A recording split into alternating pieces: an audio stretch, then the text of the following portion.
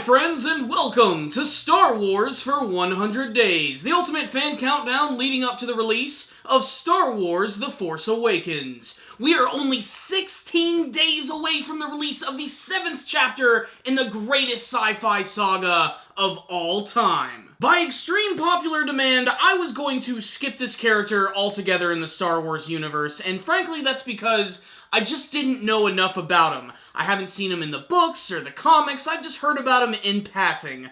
Of course, I'm speaking about one of the most famous Sith Lords of all time, Darth Bane. What I can tell you about Darth Bane is that he's one of the most instrumental characters in the entire Star Wars series. Hell, in my last video I was talking about Darth Plagueis and saying how he was basically the one who set up the destruction of the Jedi by training Palpatine gaining Vader, and then forming the Empire and destroying everyone, but actually, these events had been set in motion thousands of years in the past thanks to this Sith Lord who goes by the name of Darth Bane. The reason Bane is so popular and well known amongst fans of the Star Wars universe is because he is the Sith Lord who established the Rule of Two. What this means is that there can only be two Siths at a time, a Master and an apprentice. And despite the fact that Bane himself was never really mentioned in any of the movies, this is a rule that is firmly established in Star Wars Episode 1, The Phantom Menace. Speaking of the character from the comics and the novels, really, I just don't know a lot about this character. What I will say is, his design is absolutely insane. He's a constantly evolving Sith character.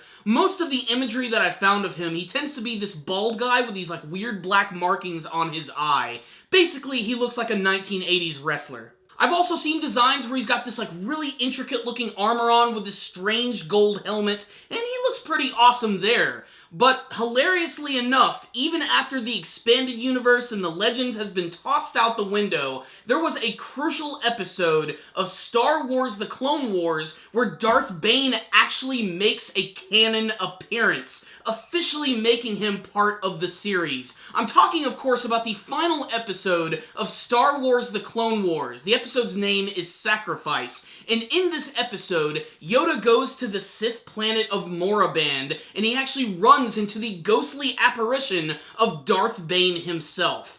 And I gotta say, he looks pretty frickin' awesome right here. I absolutely love the design of Darth Bane in this series. I'm a total sucker for badass looking battle armor, and it's very reminiscent of Darth Vader. In fact, you can kind of see where Darth Vader's suit got its influence from Darth Bane himself. What's most interesting about this design of the character is, one, it's very different from the one that we've seen from the other expanded universe and Legend stories. He's a lot thinner. He looks a little more evil, honestly, in my opinion, and that's mostly because you can't see his face. His actual face is covered up in armor, and it kind of gives the feeling of death, because it kind of looks like a skull. Very similar to General Grievous or Darth Vader, but you can definitely tell that this guy is an ancient Sith Lord. I also love the fact that in the concept art for this character created for the series, he didn't just have a normal lightsaber, he had a lightsaber pike, or a lightsaber staff, which had this massive glowing red blade on it.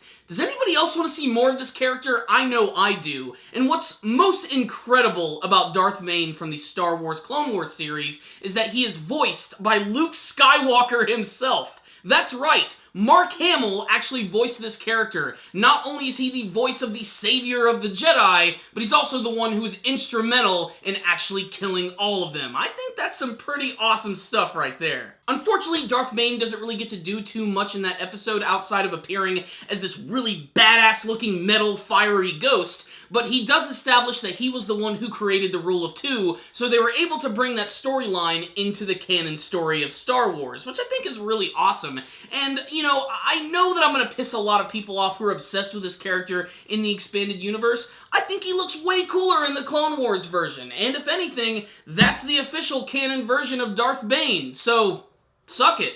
And here's a nice little fun fact about the Star Wars Clone Wars series. Not only did Darth Bane make an appearance, but he was also scheduled to appear with another famous Dark Lord of the Sith, Darth Revan from the Knights of the Old Republic game series. Both he and Darth Bane were going to originally appear in this episode by the name of Ghost of Mortis, but were cut originally from their appearances. But they decided to bring in Darth Bane, but they gave him a fresh, brand new design which has never been seen, and honestly, I think it's breathed all sorts of life into the character. If there was a Star Wars Dark Sith Lord that I wanted to cosplay as, it would be the Clone Wars version of Darth Bane. I wish I had more to say about the character, but really that's all I know. But I want to hear from you guys. Are you a fan of Darth Bane? Were you introduced through the character through the books or through the Star Wars Clone Wars series? What's your favorite thing about this character? And what other Dark Lords of the Sith do you love? Make sure to stay tuned because next time we're going to talk about the main man himself, Emperor Palpatine. And before you guys leave today, make sure to tell me what you guys want to see from Star Wars The Force Awakens. Thank you guys for watching this video. Make sure to like it, share it with your friends, and subscribe to the channel. Thank you guys again for watching, and as always, may the Force be with you.